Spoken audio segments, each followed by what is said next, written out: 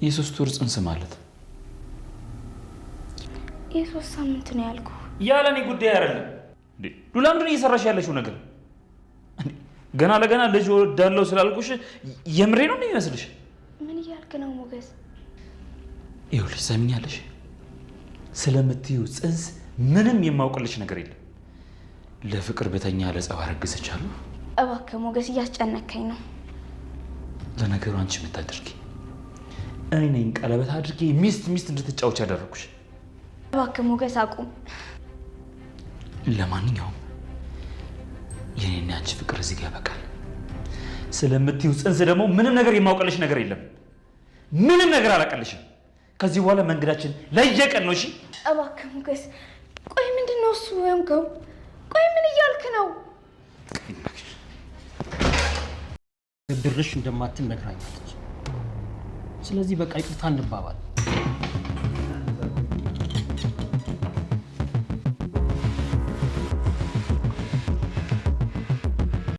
እጅግ የሚገርም ነገርና የሚደንቅ ነገር ተፈጠረ። ሰላም የሚገርምና የሚደንቅ ነገር ተፈጥሯል። ወይ ወንዶች! ኧረ ተው ወንዶች ተው፣ ልብ ግዙ ይባላል። እንግዲህ ሰርፕራይዝ ነው ወይስ ፕራንክ ነው ወይስ ሞገስ ከልቡ ነው? እጅግ ብዙዎቻችን አስደንግጦ ነበረ። ሰላም ውድ ቤተሰቦቼ፣ ሉላ እንግዲህ ሞገስ በጉጉት ሲጠብቀው የነበረው ልጅ ሊመጣለት ነው። ሞገስ ፕራንክ ሰርፕራይዝ ወይስ ከልቡ ያሰበው ነው? ብዙዎቻችን ጥያቄ ነው። ሉላ እጅጉን ደንግጣለች። የጸነሽው ልጅ የኔ አይደለም ማለት ነው። በቀጥታ ስለ ጽንሱ አላውቅልሽም፣ ያንቺና የኔ ግንኙነት እዚህ ላይ ያበቃል ሲል ብዙዎቻችን ደንግጠናል። ምን አስቦ ነው? አንዳንድ ጊዜ እውነትም ሞገስ እንዳለው የውጭ ጣጣ የመጣ የሚባለው ነገር ገደል ይግባ። ሰርፕራይዝ አደርጋለሁ ብዬ ራሴ ሰርፕራይዝ ሆንኩኝ። እሷን ሰስፔንስ አድርጌ የምፈልገውን ስጦታ አስጣታለሁ ብዬ ያሰብኩት ነገር ነው እያለ ያለው ሞገስ እና በጣም ሉላን አስደንግጧት ነበረ። በጣም ማለት ነው። አንዳንድ ጊዜ ሰዎችን ለማስደሰት የምንሄድበት መንገድ ሰዎችን ልናጣበት፣ ሰዎችን ህይወት አደጋ ልንጥልበት እንችላለን። ሉላ ምን አስቦ ነው ሞገስ? ክፉ ቃል እንኳን አልወጣትም። ምን አስቦ ነው? ምን ሆኖ ነው? ምን ሰምቶ ነው? ምን ሆኖ ነው? ነው መረጋጋት ደጋግማ ማሰብ የጀመረችው ነው። አንዳንዴ ቆም ብሎ ማሰብ መልካም ነው።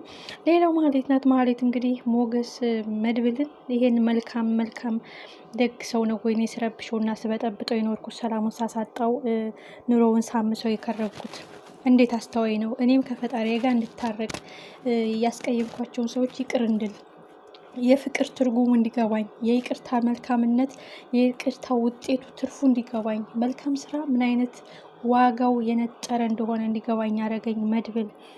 በቃ ራሴን ስቼ ነበረ፣ ከራሴ ጋር ተጣልቼ ርቄ ነበረ እያለች እንግዲህ መድብልን ስታመሰግን አይተናታል።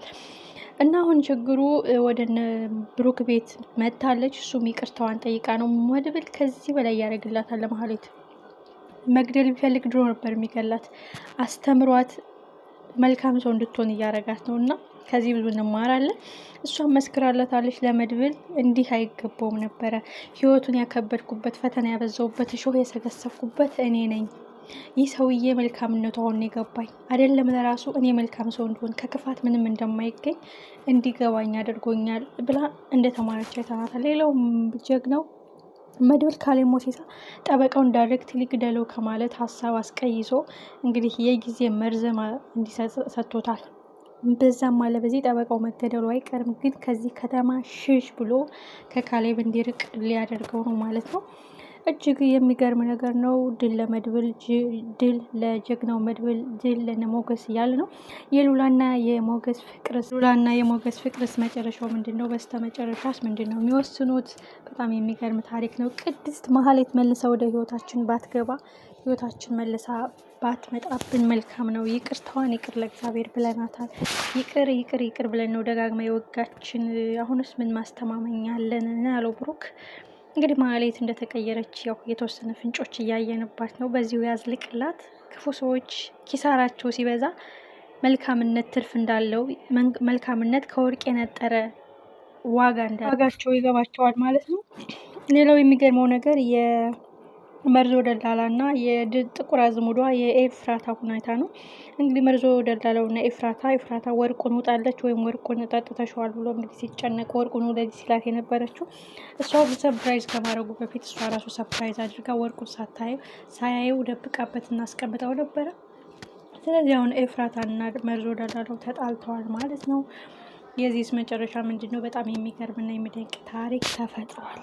በነገራችን ላይ ምሳሌ ድራማ የመጨረሻው ፋይናል ላይ እየደረሰው ይመስለኛል። ይህ ጉዳይ በጣም አጓጊና ልብ አንጠልጣይ ነው። ቀጣይ ፓርት እንዳይነሳ አድርጎ ቅብር ሊያደርገው ነው አለሳልሶ ማለት ነው። ጀግናው መድብል ካሌብ ሞሲሳን በዚህ በኩል ትትናን እየፈለግኳን ነው ብሎ እንግዲህ የጠበቃውን ሀሳብ ተወት ቀለል እንዲያደርገው አድርጎታል። የዚህ መጨረሻ ምንድን ነው? የመሀሌት መጨረሻስ ምንድን ነው? በመልካምነቷ ቀጥላ ክፋቷን እርግፍ አድርጋ ትታ እነ ብሩክን የምትክስበት አጋጣሚ ይፈጠራልን የሚል ብዙዎቻችን ጥያቄ ነው። ቀጣይ ክፍል በጉጉት እናንተም የተሰማችሁን የግል ሀሳባችሁን አስቀምጡ። በእኔ በኩል ደግሞ ሳቀርብ በቤቴ ውስጥም እንግዲህ የማስተካክለው ነገር ካለ ጻፉልኝ። ይሄን ረሚ፣ ይሄን አስተካክል፣ ይሄን ነገር ብትታዩ፣ ይሄን ነገር ብታረሚው ብላችሁ የግል አስተያየታችሁን ስጡኝ። ለኔ ገንቢ ሀሳብ ለኔ የተሻለ እንድሰራ ያደርገኛል። በተረፈ ስህተቴንም ሙከራዬንም ጥረቴንም እየደገፋችሁ እዚህ ላደረሳችሁ በጣም ነው የማመሰግነው። በቀጣይ ክፍል እስከምንገናኝ መልካም ጊዜ